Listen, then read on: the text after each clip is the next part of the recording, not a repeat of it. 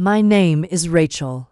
I'm 36 years old, and this is how I took revenge on my family for pretending I didn't exist. After I got pregnant, it started with a photo. I was scrolling on Instagram after a long shift, feet swollen, back aching, one hand on the curve of my growing belly. When I saw it, my entire family, grinning in pastels and floral dresses, huddled around a big pink "It's a Girl" balloon arch. My younger sister, Amanda, sat in the center with a crown of peonies on her head and her hands resting on her bump. Our cousins were there, my aunt, even my grandmother, who rarely leaves the house. And right beside Amanda, beaming like she just won the lottery, was my mom. My mom. The caption read, celebrating our girl before she becomes a mommy.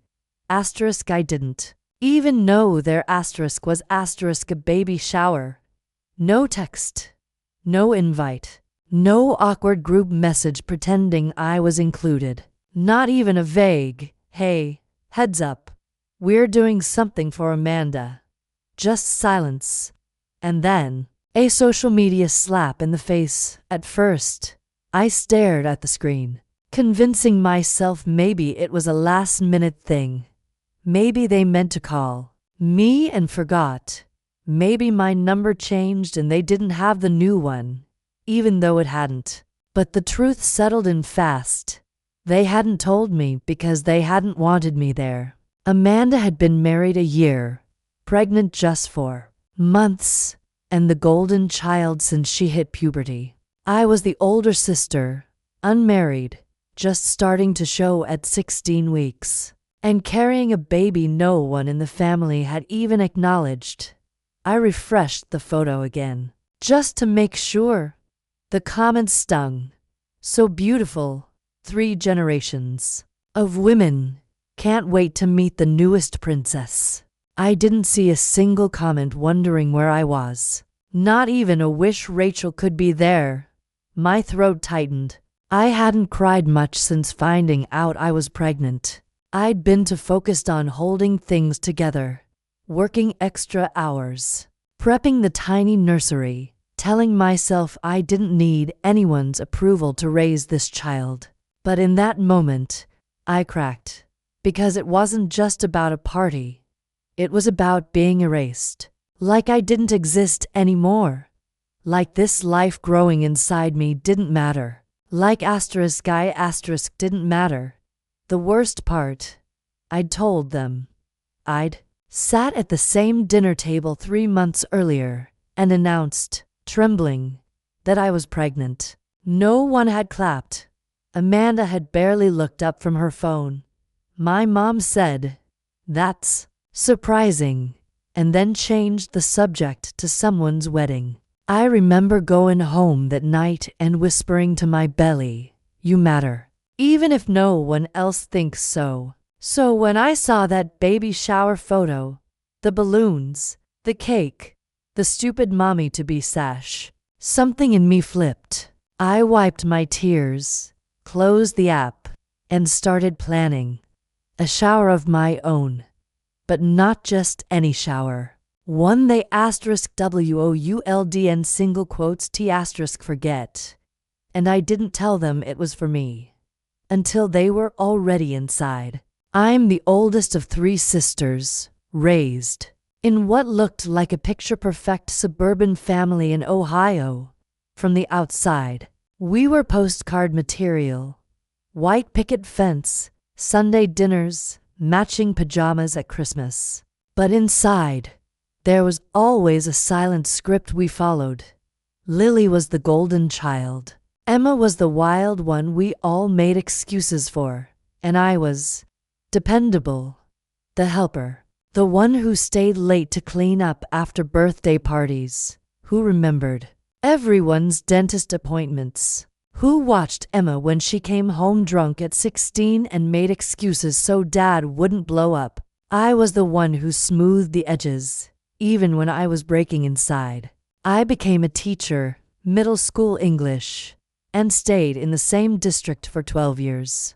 It suited me, I think, because I was always drawn to people who needed care. Kids who couldn't sit still, who carried too much in their backpacks and even more in their hearts. I saw them. I understood them. But it was also exhausting. Teaching doesn't end when the bell rings, and neither did my tendency to take on too much. I poured everything into work, especially when life outside the classroom was quiet. I was always the single one. That's how my family referred to me, as if it were a medical condition. At every gathering, someone would ask, "Any new prospects?" Or "Don't wait too long, Ratch." There were no warm nudges, just subtle judgments masked as concern. Meanwhile, Lily had the Pinterest-perfect wedding at 24, and Emma's chaotic Vegas elopement somehow got turned into a fun story no one criticized. I was 36 and childless, which in their eyes made me incomplete. Then I got pregnant. It wasn't planned. It came from a short, tender relationship with a man who disappeared the second he heard the word baby. No fights, no debates, just silence. I expected disappointment from *Kim*, but not from my own family. When I told them, I didn't expect a parade, but I did expect something *. A hug, a smile, a "you're going to be okay." What I got instead was a chilling silence followed by cold questions. My mom asked if I was going to keep it, like I was announcing a tumor instead of a child. Lily, always polished, always perfectly composed, tilted her head and said, "You're too old for this fairy tale stuff, Ratch." Emma laughed and said, "Guess we know who won't be the cool aunt." I kept my voice steady, pretending it didn't hurt, pretending I hadn't imagined a different reaction, a warmer one. Still, I tried to keep them involved. I sent ultrasound pictures to the family group chat. No one responded.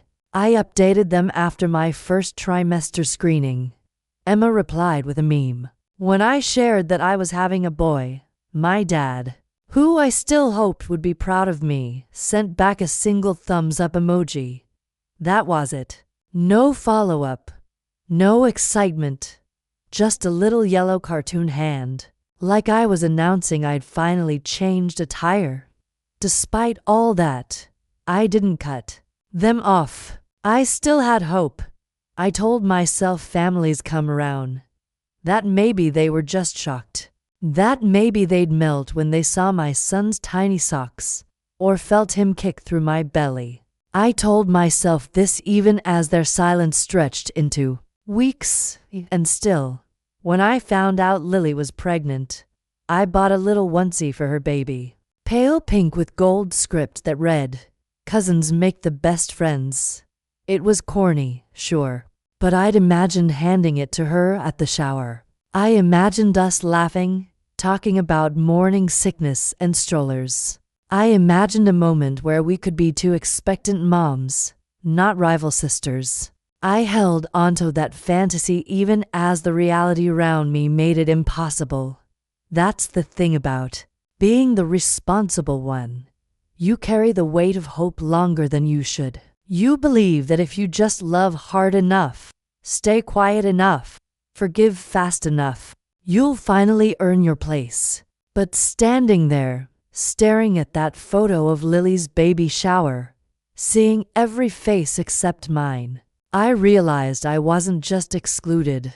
I was invisible. The moment everything snapped was in the parking lot of a Kroger, just before sunset.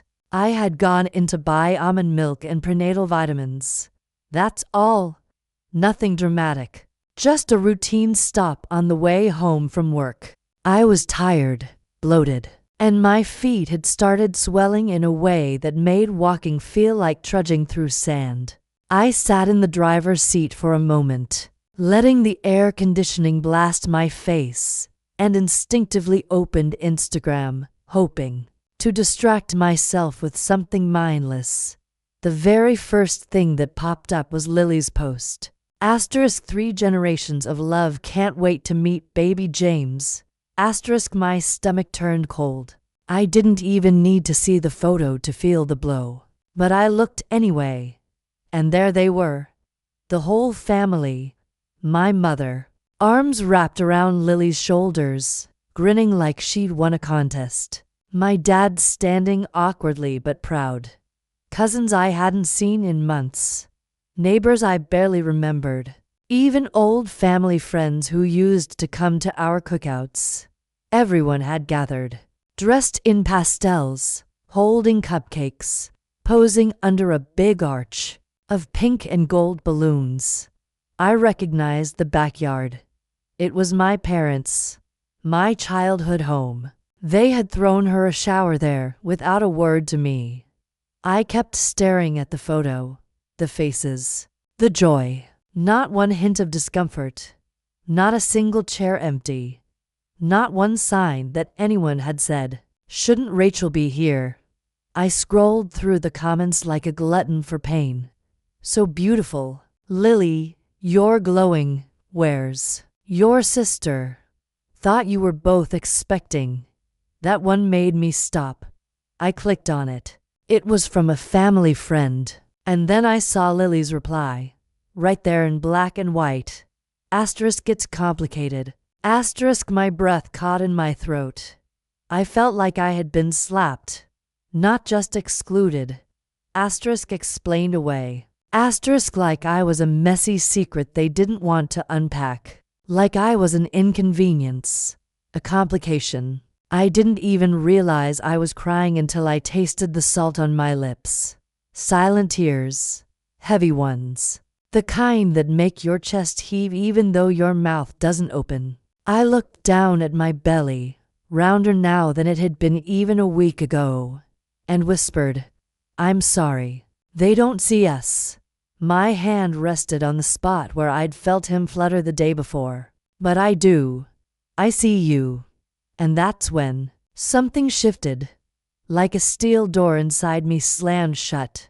I didn't want to cry anymore. I didn't want to explain myself or beg to be included.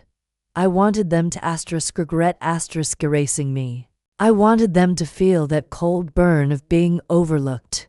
I wanted them to sit in a room and realize they were staring at someone they tried to forget. And failed. I pulled my phone out again. But this time it wasn't to scroll. It was to plan. A baby shower. But not just any shower. One that would leave an imprint. Not to win them over. Not to prove I'm worthy. No. This one would be for asterisk me asterisk. And my son. To honor what they ignored. To show them what they couldn't destroy. I imagined it clearly. The decorations. The music. The food. The invitations that would land in their inboxes without context. I would smile as they walked in. Confused. I would watch their faces shift when they realized whose shower it was. And I would finally say what I had swallowed for months. This wasn't going to be about revenge that screamed. It would be about silence that echoed. About making them asterisk look asterisk. Making them asterisk see asterisk. Everything they tried to pretend wasn't there. My belly, my baby, my strength would be standing right in front of them. And this time, I wouldn't flinch. Planning my own baby shower felt like walking a tightrope over a chasm of doubt. Part of me wanted to make it soft and intimate, filled with people who actually loved me. The other part, the louder, sharper part, wanted it to be a reckoning. I wasn't out to humiliate anyone, but I couldn't keep pretending I was unaffected. I couldn't keep swallowing the ache of being excluded from my own family. So I began planning something different, something honest, something unforgettable. I found the venue first, a charming little urban event space just 30 minutes outside of town. Rustic, cozy, with whitewashed brick walls and floor-to-ceiling windows that filled the room with soft natural light. It had a small garden, fairy lights strung across wooden beams, and just enough warmth to make it feel personal. I booked it under a generic title, *Community Celebration and Gathering. Nothing flashy, nothing suspicious, just vague enough to sound intriguing, and safe enough to pull in the people who had chosen to forget me. The invitations went out a week later, paperless and carefully worded. An exclusive community event to honor resilience, new beginnings, and the bonds we often overlook. Dress code, semi-formal, light refreshments, and a surprise reveal to follow. I made sure Lily got hers. I knew she couldn't resist anything that sounded curated and exclusive. She lived for hashtags like #elevativeevents and #chic celebrations. If it had a whiff of social capital, she was there. I also sent it to my parents, Emma, my aunts, and even my cousins. Not one mention of pregnancy. No baby emojis. Just the kind of polished ambiguity that made people curious. But I didn't stop there. I invited the people who had shown up for me. The receptionist at my OBS office who always asked how I was really feeling. The older neighbor who left soup at my door when she found out I was pregnant. The 2 co-workers who snuck prenatal snack bars into my desk drawer. I even invited Ava, my best friend since college, who had stayed on the phone with me the night I cried about the baby shower photo. These were the people who had seen me. Not out of obligation, but love. They would know the truth from the beginning and help me hold it all together as the event neared. I felt a familiar shadow creep in. Doubt? Was I being petty? Cruel? Was this just a twisted performance of bitterness dressed up in silk and string lights? I stood in front of the mirror more than once, wondering if I was becoming the version of myself they had already decided I was. Dramatic, selfish, impossible to love. I thought of canceling the whole thing, but then I remembered Lily's voice from that dinner, cool and dismissive. Your baby is your mess. That was the moment I knew I couldn't back down. I wasn't holding onto the hurt to justify revenge. I was holding it so I didn't forget who I was. I wasn't creating a scene. I was reclaiming one. The morning of the event, Ava and I arrived early. We draped baby blue streamers over the beams, scattered small white candles across tables, and framed the ultrasound photo from my 20-week scan, the one where you could see his tiny hand curled into a fist. We arranged a small gift table in the back, tucked near a bookshelf, and placed mason jars filled with soft blue hydrangeas at every corner. It was beautiful, soft, hopeful, everything I had wanted someone else to care about. Then we covered all of it with neutral curtains and standing dividers. We rearranged the front half of the space to resemble a minimal fundraiser setup, complete with clipboards, a donation basket, and signage that read *Welcome to the Resilience Collective. The goal wasn't to trick them forever, just long enough to make them see what they'd been blind to. They started arriving early, dressed in linen and smiles, curious and clueless. My mom hugged Ava without realizing she knew the truth. Emma complimented the vibe and asked if there would be wine. Cousins took selfies. My dad sipped something fizzy and started laughing with an old friend near the window. That laugh, that sound I hadn't heard directed toward me in months, hit me like a wave. Not because I wanted to be the reason he laughed, but because I remembered how good it felt to be included in joy. Instead of watching it from the sidelines, I stood behind the partition, heart pounding, breath shallow, hands trembling against the mic Ava handed me. "Are you sure?" she whispered, I nodded. My heart feels like it might burst. I said quietly, but not from fear, from finally standing up. And then I nodded to the tech. The music began, soft piano. The same lullaby tune I'd played in my nursery at night when I couldn't sleep. The curtains pulled back slowly, like the opening of a stage. Conversations stopped.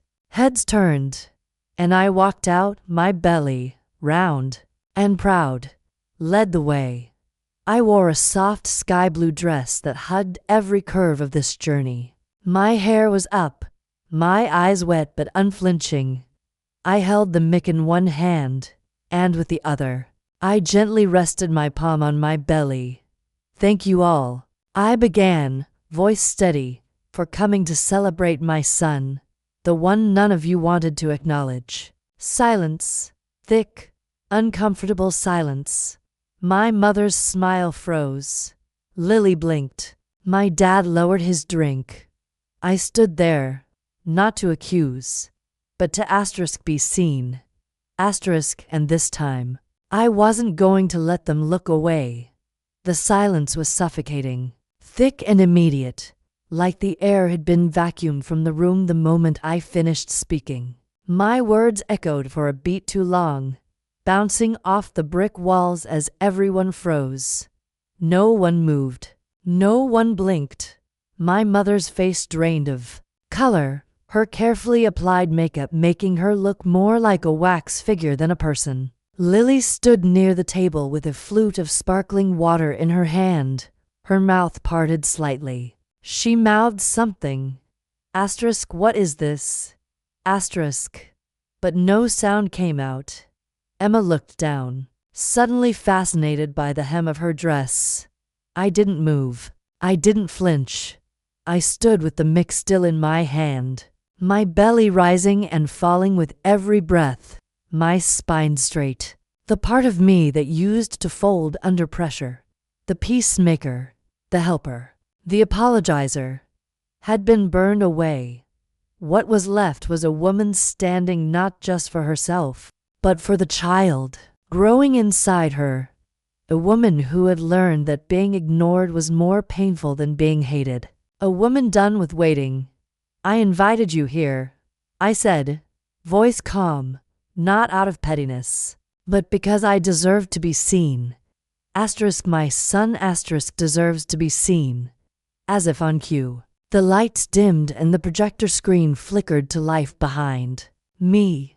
A soft melody began to play, the same lullaby from earlier, and a slideshow began. The first image was my very first positive test, faint pink lines shaking in my hand. Then came the sonogram photos, arranged by date, the grainy blur of early weeks, the tiny peanut shape that slowly grew arms and legs, the profile shot with his hand near his mouth, a photo of me holding my bump at the doctor's office, mask on, eyes tired but proud.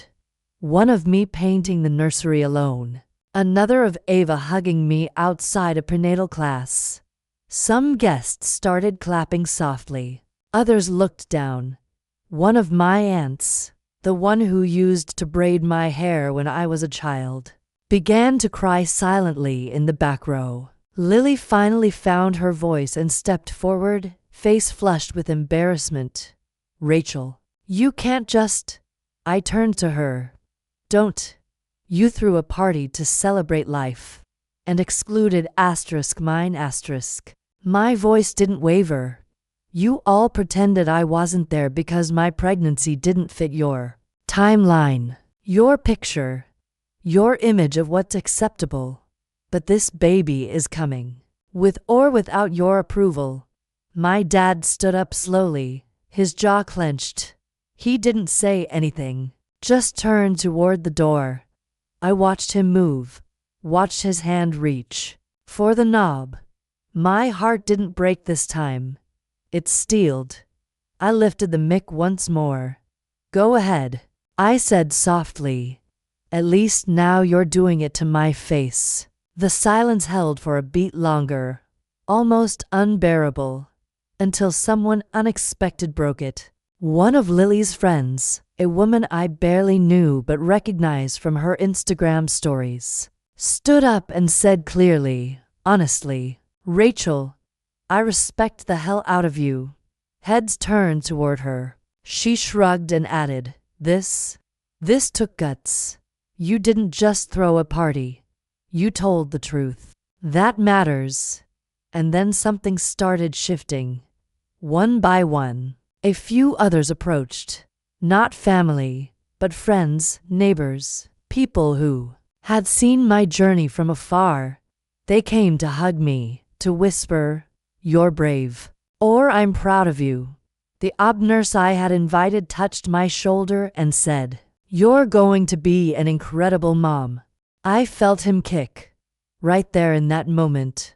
A strong, sudden movement, like he was responding to the love blooming around us. I placed a hand on my belly, smiled, and whispered, "This is our moment." Some family members quietly slipped out, eyes averted, faces flushed. Others lingered, still silent, still uncomfortable. But they stayed. Maybe guilt kept them rooted. Maybe curiosity. Maybe shame. I didn't care. Their discomfort wasn't my responsibility anymore. I stood there, grounded, holding the mic, holding the room. I didn't ask for forgiveness. I didn't apologize for making them squirm. For the first time in months, maybe years, I wasn't shrinking to make anyone else comfortable. I wasn't the helper. I wasn't the afterthought. I was a mother. I was me, and I didn't back down for a second in the days that followed. The ripple effects of my baby shower rolled in slowly, like waves lapping the edges of a shore. Some soft, others cold and sharp. Lily blocked me on everything. No explanation, no message. Just digital silence, as if erasing me online could undo what I'd done. My mother, on the other hand, sent a long, winding text. Paragraphs filled with vague sentiments about misunderstandings and how family dynamics are complicated. She said things like we didn't know how to support you and it wasn't intentional. But every word rang hollow.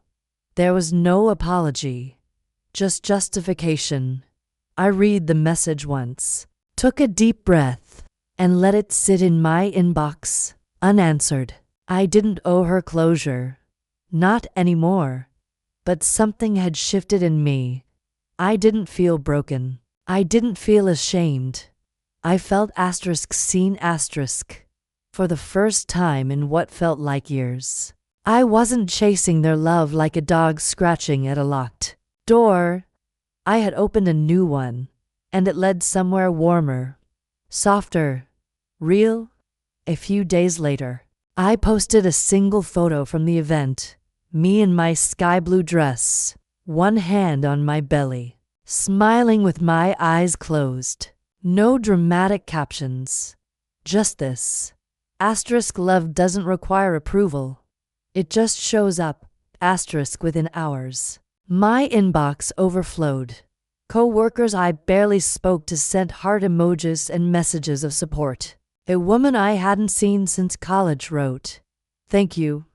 I needed this more than you know." Other single moms messaged me, strangers, telling me my story made them feel less alone. One woman, recently divorced and 6 months pregnant, said, "You gave me permission to stop waiting for people who will never show up." That night, I sat on my couch, laptop open and belly kicking, and began writing. A blog. Nothing fancy. Just a raw, unfiltered record of my journey. The doctor appointments, the cravings, the sleepless nights, the moments of doubt and joy. I titled it Seen and Growing. And with every post, I felt lighter, stronger, more myself. For the first time, I wrote in one entry, I stopped trying to fit into a family that never made room for me, and started building one that did. Ava. came by often. My neighbor brought meals. The nurse texted every few days just to check in. The people who had always been there, quietly, without fanfare, became the foundation I stood on. I didn't need the ones who walked away. I had something better now. Asterisk truth. Asterisk when my son was born, I named him Isaac. It means asterisk laughter. Asterisk. I wanted him to know that joy is still possible, even after betrayal. That we don't have to inherit silence or shame. That we can write new stories, louder, brighter, bolder. Ones where love isn't begged for, but returned freely. And every time I hold him, I whisper the same thing into the curve of his soft little ear. Asterisk they didn't see me, but I see you. Asterisk the porch is quiet except for the soft creak of the rocking chair and the rhythmic sighs of Isaac, sleeping against my chest. The sun dips low over the trees, casting everything in that golden pink hue that makes the world look gentler than it really is.